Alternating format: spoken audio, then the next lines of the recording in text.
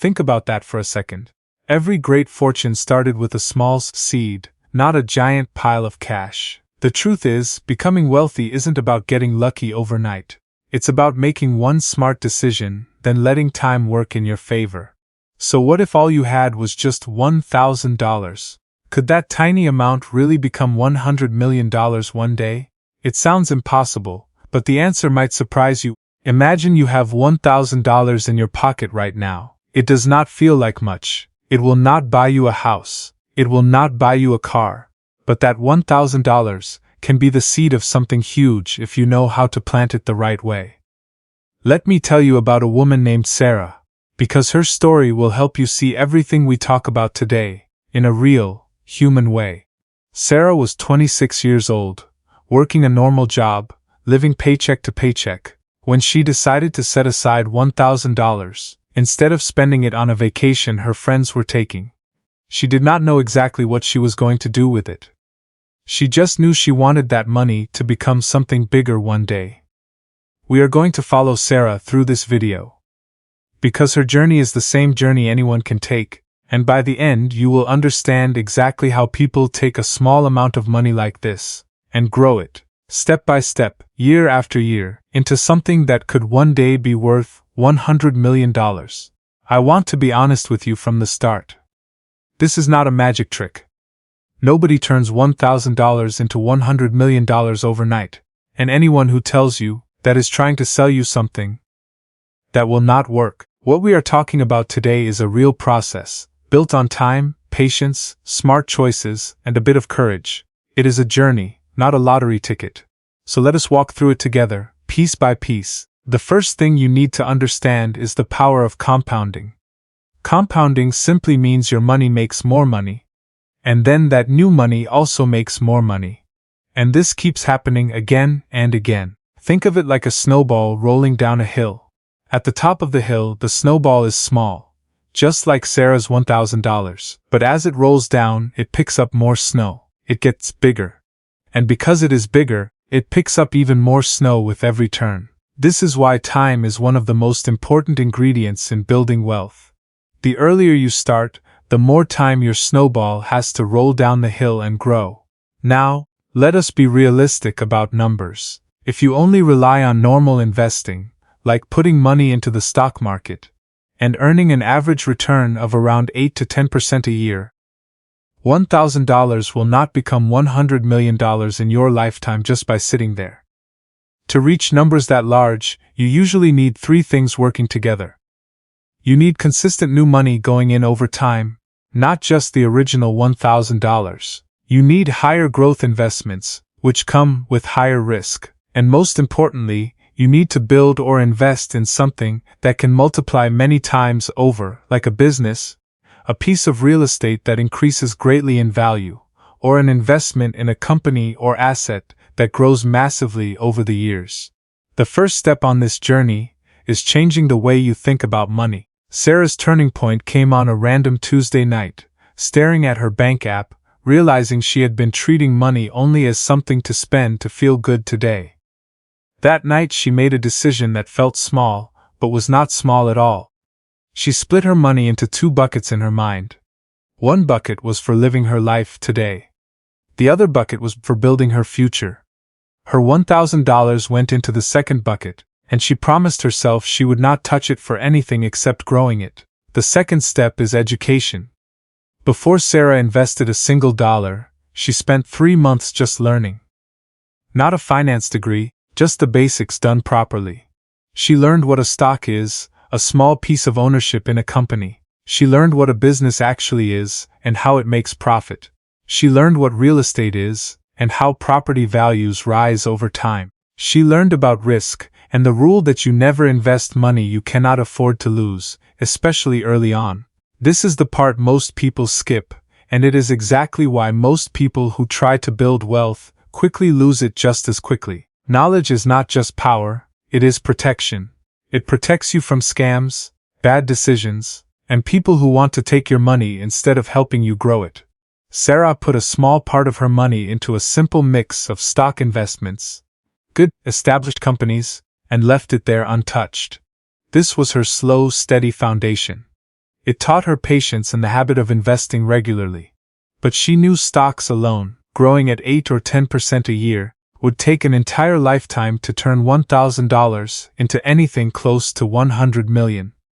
So she looked for the second, more powerful path, building something of her own. Here is why business ownership is so powerful compared to just saving money. When you have a job, you trade your time for money, and there is a limit to how many hours you can work in a day, so there is a limit to how much you can earn. But a business is not limited by your hours. It can serve one customer or 1 million customers, using mostly the same core product or system. This is called leverage, and it is the real engine behind almost every large fortune in history. Sarah used the skills she already had. She was good at writing, and she started offering a simple freelance service to small businesses that needed help with their websites. Her first month, she made less than $100 in profit. It felt almost embarrassing. Most people would have quit right there and told themselves this does not work. But Sarah kept going. And here is the part that matters most. Every single dollar of profit went straight back into the business. She used it to learn a new skill, to buy a better tool, to reach a few more clients. Month by month, the profit grew. It was slow, and some months she barely broke even, and there was one stretch where she almost gave up entirely after losing her 2 biggest clients in the same week. But she adjusted her offer, learned from what went wrong, and kept moving. 2 years in, her small freelance work had grown into a small agency, with a handful of clients paying her every month. This is the moment where something important happens in every growing business.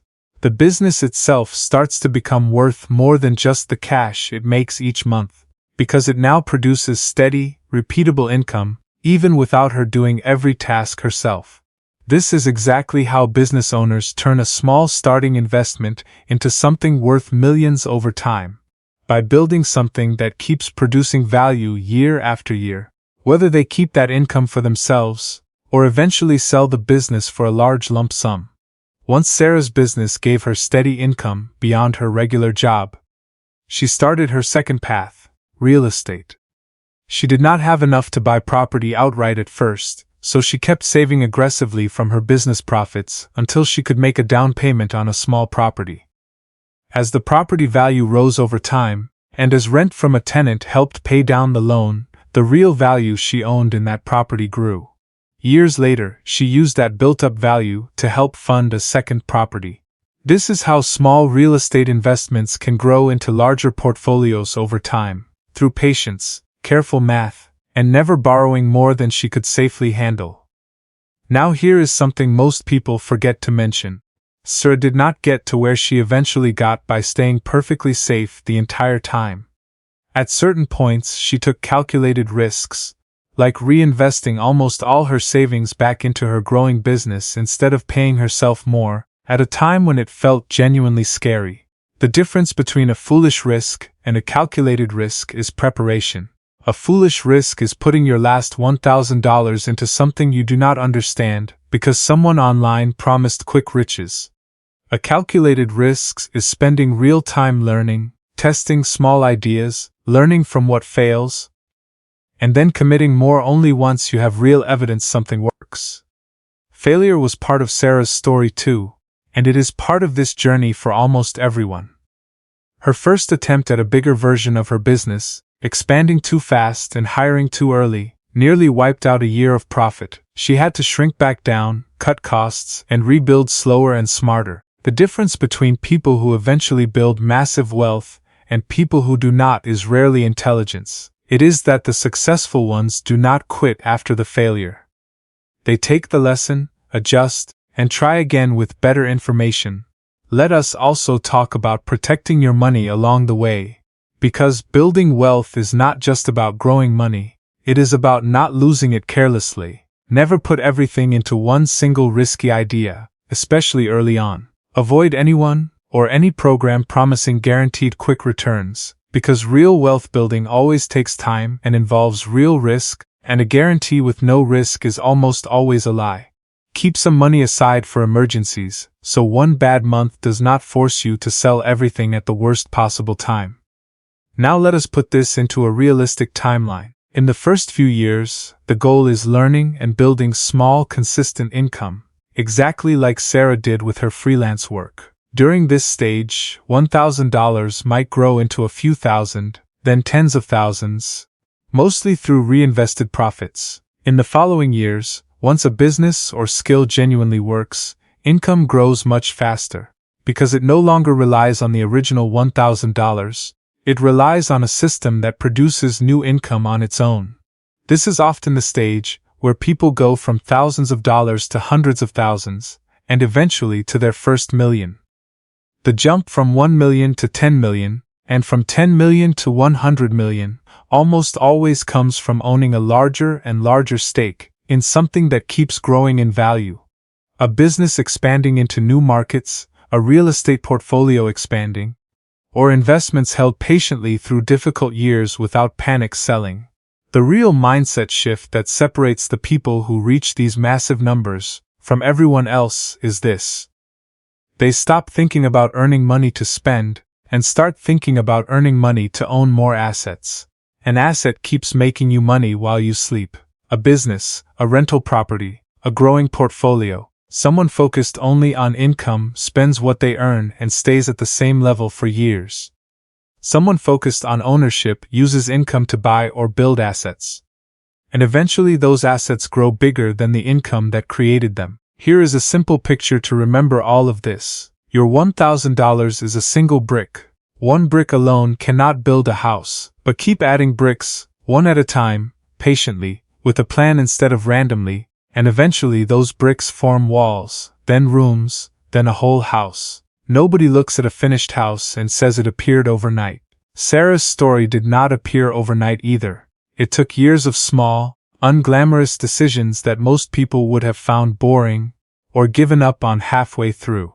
So if you are starting today with $1,000, here is the simple version of everything we just walked through. Protect your money from unnecessary spending and from risky people promising fast riches. Educate yourself deeply on money, business, and investing, because knowledge protects your capital and multiplies your opportunities. Choose a path, whether starting a small business, learning to invest, or eventually moving into real estate, and commit to it with patience instead of jumping between ideas every few months. Reinvest your profits instead of spending them in the early years, so compounding can do its work. Take calculated risks once you have real knowledge and evidence, not blind guesses. Expect failure and treat it as a lesson, not a stop sign. And think in days and decades, not days and weeks, because every person who has grown a small amount of money into a massive fortune, including someone as ordinary as Sarah once was, did it through consistent effort, patient reinvestment, and smart decisions made again and again. $1,000 is not just money. It is a starting point, a seed, and a decision. Sarah started exactly where you might be starting today, unsure, a little nervous, holding on to $1,000 and a decision to try. If her story showed you anything today, it is that the size of your seed matters far less than what you choose to do with it, and how long you are willing to let it grow.